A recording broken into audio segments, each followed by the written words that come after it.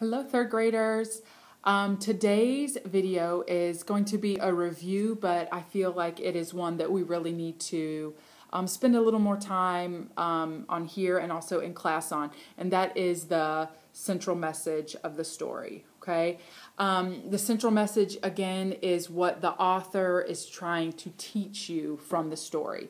And generally, when we talk about central messages, we're only really going to be talking about fiction, okay? So that's really what we're going to focus on today for central message. Remember, the author, when he's telling you this story, he doesn't want you to take everything exactly like he says. He wants you to pick out some clues and, again, make those inferences to figure out, well, what can you change in your life? What can you learn from this story, from these characters that you can do in your life? Okay, so let's kind of talk about how we get to the central message. Okay, and I'm going to use one of our old stories that we really needed to go back over. Okay, so remember, when you're trying to figure out the central message, it can be called the lesson, it can be called the moral, but more often than not, it's going to be called the central message. It is what you can take from this story, what lessons you can learn, and apply them to your life. Okay? It's not specifically about what happened in the story. It's what the characters did that you can do in your life as well. Okay? And to get to that central message, you start with the events. Okay? Remember, the plot in fiction, this is our new information, these major events, the big things that happen in our story. We take these events and then we think, well, okay, let's attach some feelings to those events. Okay?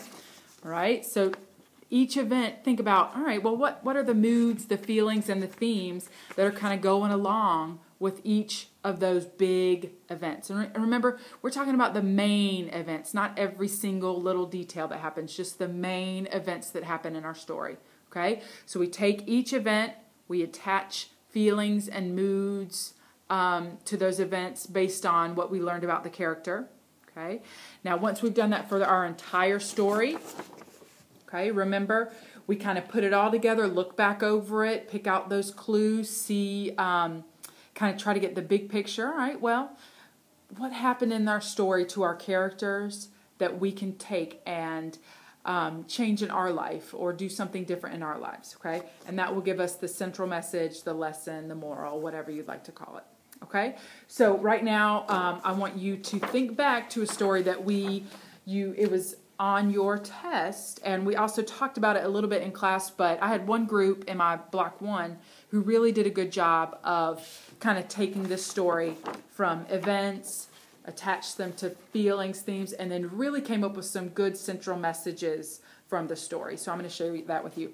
But the one that I want you to think back to is The Lost Camel. Okay?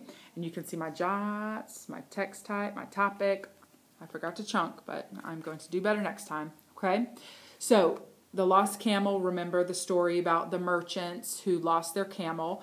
They met a man who said he hadn't seen him, but he knew where he could be found, okay? So, let's look at Block 1's work and kind of review central message, okay?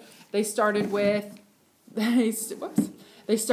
the big events. Remember, not every single teeny tiny thing that happened, the main events, okay? Well, the camel got lost, okay? So the feelings, well, there was sadness, there was worry, okay? They were upset. They needed that camel, okay? He had their goods, okay? The next big event, they met a man, and the man gave them a good description of the camel. Okay, well, they're happy. They're joyful that they found this man. They're still worried about their camel, but all right, well, they met the man, and he gave them a perfect description. The next kind of big thing that happened, well, they thought the man was lying and that he was a thief and he had stole their camel. Okay, only because he had given them such a good description.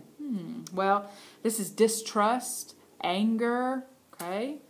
The man was angry because he didn't want to be called a thief. He didn't do anything wrong. He was trying to help. Okay, the merchants were upset because they thought, if you know all about our camel, it's likely that you may have taken him, and that's not cool.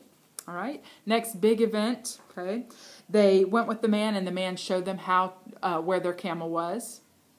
Okay, so now they're happy, they're feeling hopeful. There's some relief that they found their camel, and there's also some feelings of, oops, I guess we shouldn't have called him a thief. Okay, maybe that wasn't the nicest thing to do.